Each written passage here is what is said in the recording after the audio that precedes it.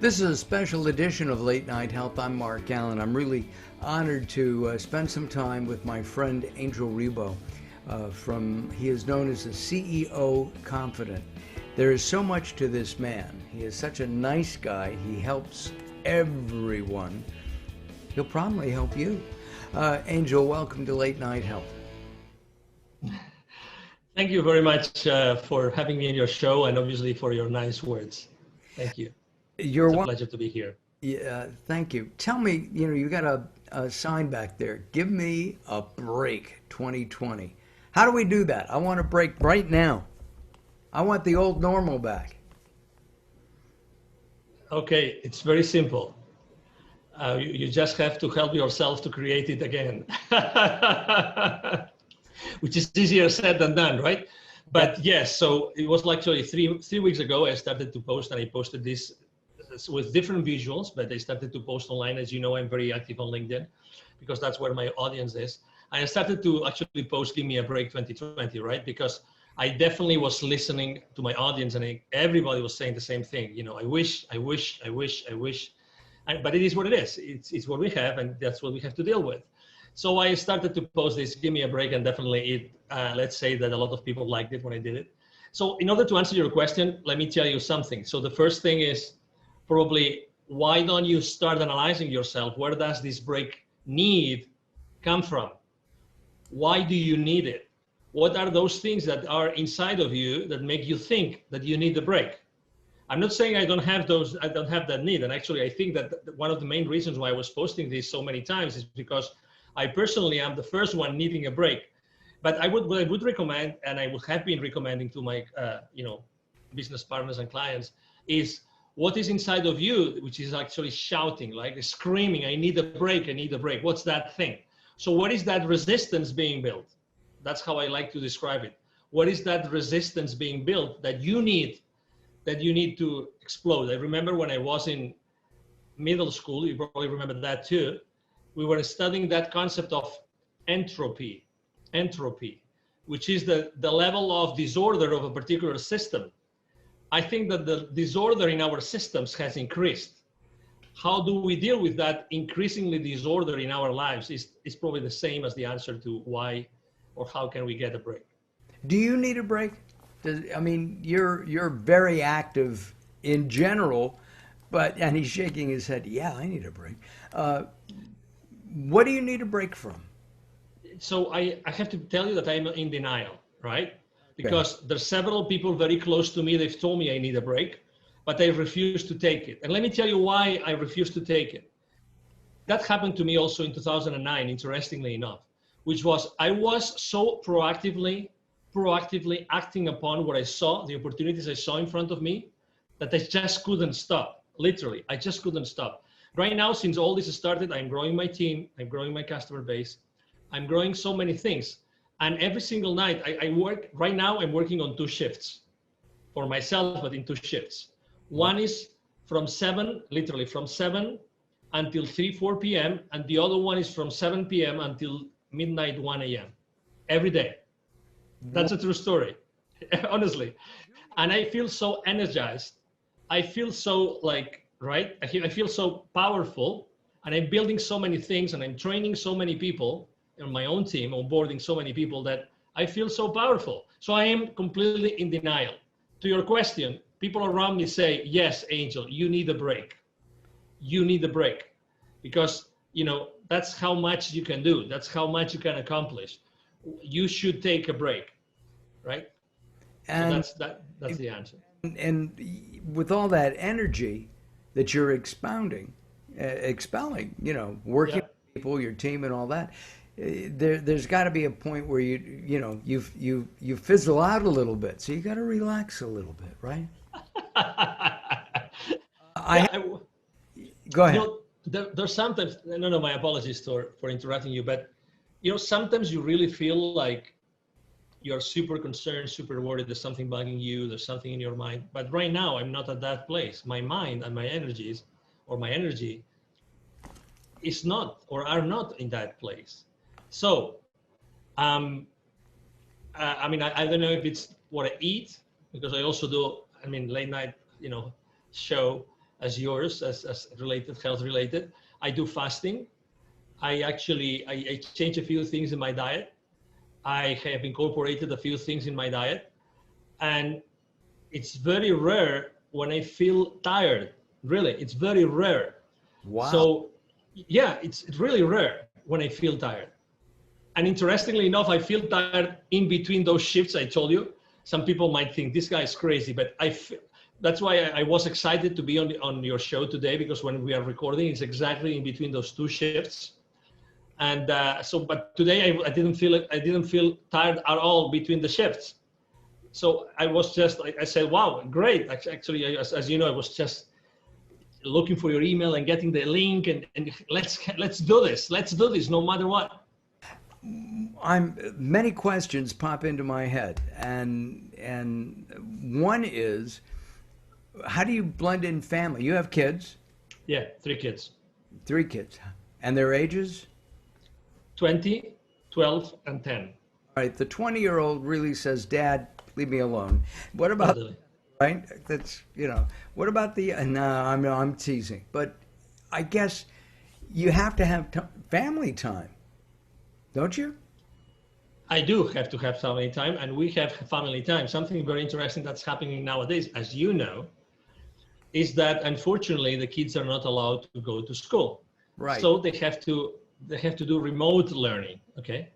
Which is this how to say this? It's a paraphrasetical way. I don't know what the right word would be in English.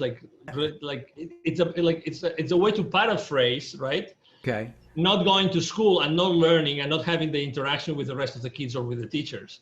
But so that means that actually my 12-year-old, he is having his remote learning on my office, in my office. I'm blessed to having a large office. So he's actually taking everything from the same office space I have here at my home. So actually we're becoming much more close thanks to this remote learning that they are supposed to get from their school. And the same with my daughter. That my daughter doesn't share because she's more like, girls are more girls and want to be more with girls, and they have these things and they like, discussing the little chit chat among girls. She's not sharing a space with me, but obviously she spends a lot of time at home. So we see each other much more than before. In between shifts, we try to go have, dinner outside. We try to have some time together outside. And over the weekends, obviously, we spend a lot of time together. Again, we have really decreased the amount of activities we do outdoors for obvious reasons. Right.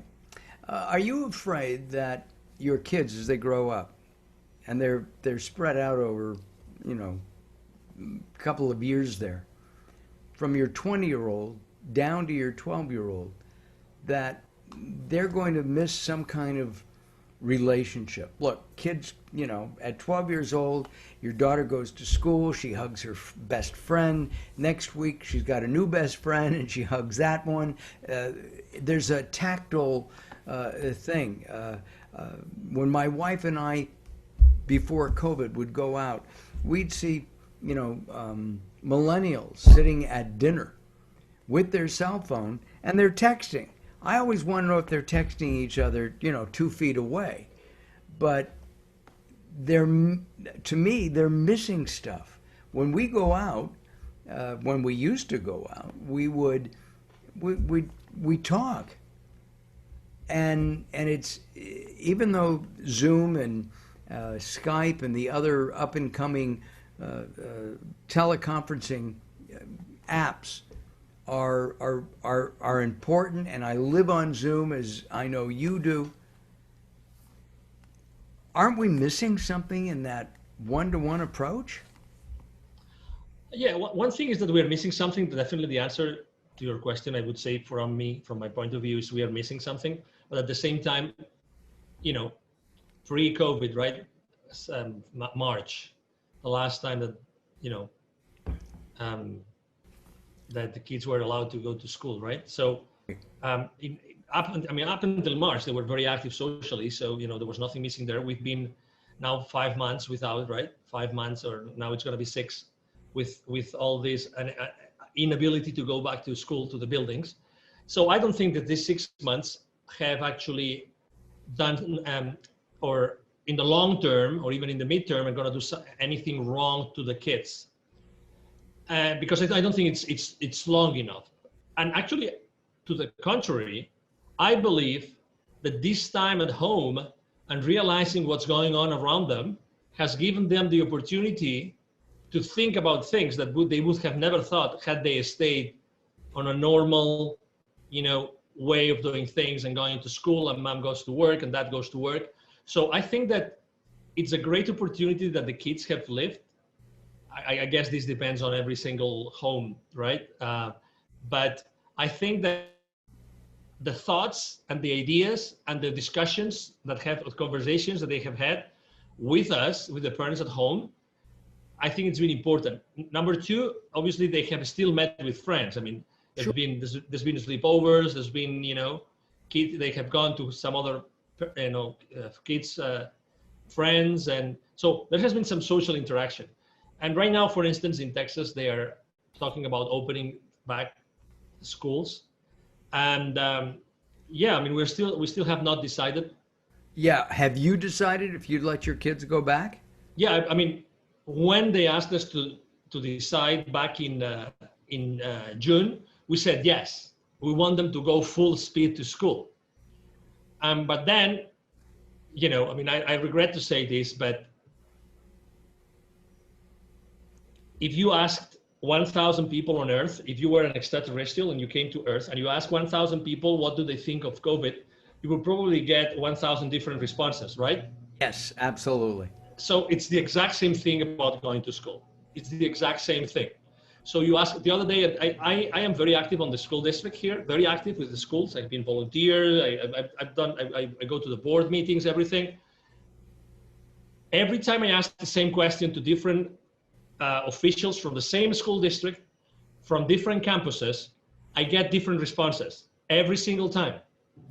Every single time. I'm going to give you an example. Sure. I'm going to give you an example to your question. I wanted to be part of a committee that was put in place before the school year started in August. And that committee met, and it was the counseling committee of the school district. It was part of that committee. And the school official disclosed with us, the 70 parents that were part of that committee, he disclosed how many parents had said, we want our kids to go to school. We want them to go to school regardless. We want our kids to go to school. We don't know what the restrictions are going to be. We want our kids. 85%, he said, and he was so natural. He said, genuine. He said, I don't know how we're going to do it. I don't know how we are going to bring, and that was in July, early July. I don't know how we're going to bring 85% of the kids back to school. I have no idea how that's going to work. Fast forward, the school district decides there's going to be no face-to-face in-person school. Right. Because the parents had actually voted, and they voted 50-50. So we decided not to do it. And then and then you read a newspaper, local newspaper, and then you read the exact same thing. 50% of parents said, yes, we want our kids to go to school. 50% said no. So this is just an example. And I'm talking to you about public servants, Mark, public servants. Okay, so there's this bubble of common, I'm not going to say consciousness, common knowledge, right, created by, organizations, by media of all kinds of media, right? So there's this bubble, and we all try to get information and to download information from that bubble, okay? So, oh my God, where do we live? What's the reality that we are living in, Mark? There's one word that comes to mind, Angel, and that word is confusion. Right?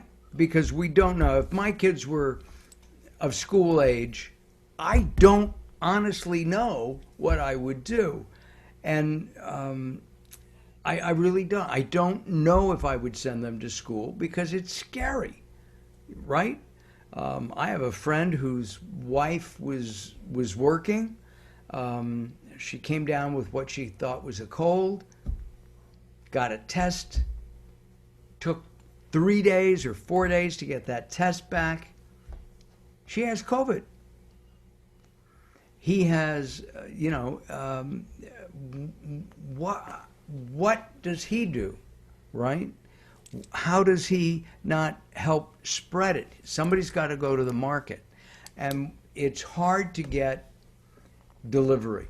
Where here in Ventura County, California, where I live, I know that it can be difficult to get food picked up.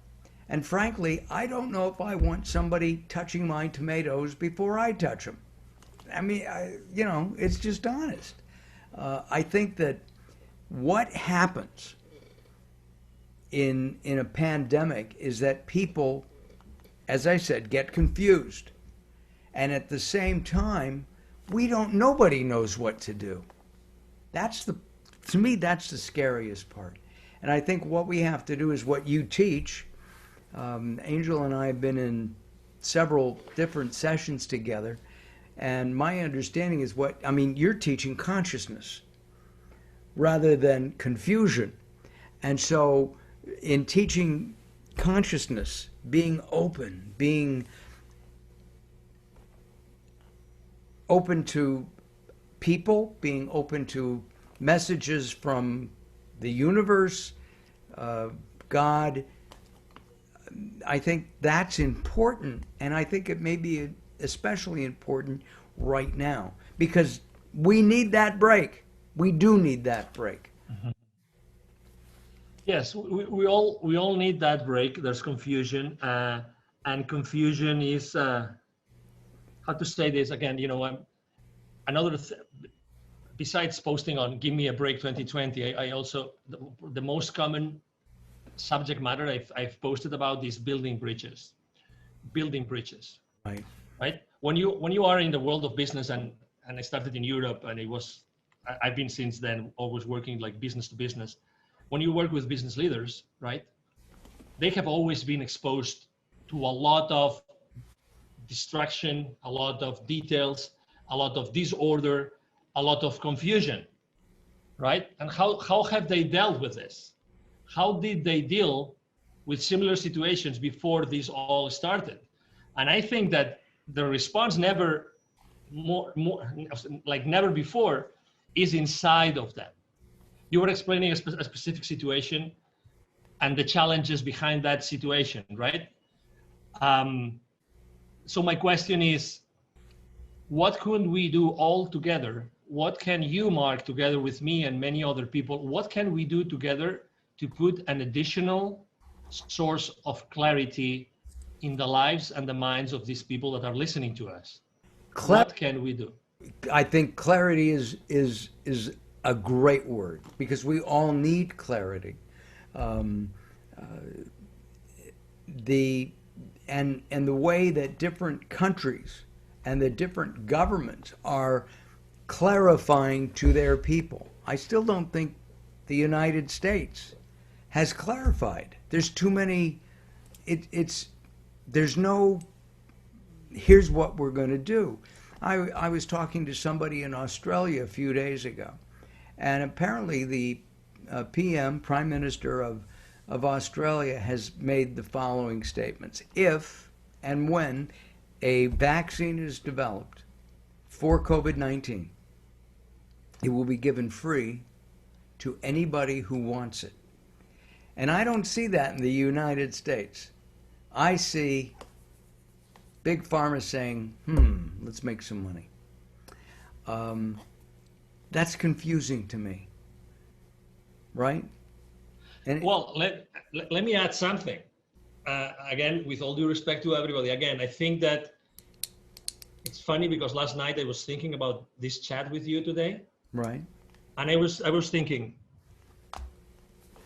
there has to be, Mark picks the most extreme, no, just an example, okay? So you pick the most extreme pro-vaccine liberal, blah, blah, blah, you name it. You pick the adjectives. And I pick the most conservative, person in the world, anti-vax, whatever. And I bring it to the table. You bring yours to the table. I bring that person to the table. You bring your person to the table. And our challenge is, how can we spend 1 hour together, all four of us, building bridges as opposed to criticizing each other and blaming each other for the opinion, for what's going on in the world? That would be adding clarity to this world. It would. But can you get people to sit down like that? Absolutely. Yeah. I think that the challenge will be yours. I think that the challenge is not for you to find it. The challenge is, how can you and I be the mediators of that conversation so that we show the world that even at the very opposites, we can still build something together, right, in order to generate clarity as opposed to uncertainty and confusion. Yeah. So that was my thought, really. That's what I was thinking. Our guest from the CEO is the CEO Confidant, not from the CEO Confidant. He works with CEOs all around the world, and he's sharing some insights today on what's going on in our crazy world. Angel and I met through at a workshop, several workshops at the EBC. We were in, were we in Oceanside and Sandy? Yes. Right? Oceanside, yeah. Oceanside and California. And it's been a couple of years. And we keep in touch, and then we lose touch, and now we're in touch again. And Angel recently helped me with my book, Growing Old Sucks, but it doesn't have to, and I really appreciate that. And then 2 years ago, I ran into, I think we were in, you were here in LA, in the LA area, and you introduced me to some people, and they said, if you ever come to Spain, look us up. And we planned a trip, and turns out that we spent the time in Nirja, which is where they live, and it was a great time. I wouldn't have gone into the caves of Nirja, which are phenomenal, had it not been for them. What are you doing now? You've mentioned building bridges. I know that in my business, which is video production and hosting, I've been going out and doing more and more interviews, as many as I can, to enhance my paid videos, because we all need money. So what kind of building bridge techniques have you developed so that people who are used to flying from Dallas, where you are, to Philadelphia to make a sale, they're now doing it through the computer? Mm-hmm. So the first thing I've done is I kind of tweak my strategy of what kind of content I share online. That's the first thing. Okay, so I have been more on the side of, personal, immediate, taking action kind of posts, in which the content is very simple, the ideas are very simple, they're very easy to digest graphically and visually, but they always have a message. And I have to tell you, people consistently, my audience consistently appreciates the fact that I'm not talking about complex things like as I used to do before. I'm now talking about more self-help motivational stuff, much more than business related, which I still do. But I think that people need more than ever, because they spend more time online. They need to hear, they need to listen and to read things more closer to their hearts. That's number one. Number two, and you mentioned it very well, it's funny how the stars align themselves. And, Mark and I had not spoken for a while, but, suddenly 3 or 4 different media like yours have picked up on me about conscious leadership. Totally. And actually that wasn't, I didn't have a branding campaign, positioning campaign like in the background, like pitching media, or no, it just came to me. It just came to me because probably what I was posting and when people see my videos and see my interviews and see my podcasts or see my content online, they know what I stand for. So, and again, going to the world of business, because as I said before, I work at the business to business environment or arena. Going to business, I think that business leaders now need to be conscious like never before. They need to hear different messages. And you, instead of working on their business, are you working with them to better understand themselves so that they can go back and work with their team? Absolutely. Absolutely. And not only that, that's why I say, I mean, I totally believe in the alignment of stars. If I told you that the business partners that they have today or clients they have today, most of them are also aligned to this vision of helping businesses more on the culture kind of thing, more on the, hey, let's build something together so that we can live together better, and that's extremely important. So it's funny that like I am attracting, there's this inertia coming behind me, which actually is overtaking me. It's overtaking me. That would be the right word to use, in that direction. So even my own business partners and clients, they are helping me do the same thing from a different perspective, but they're helping me do the same thing.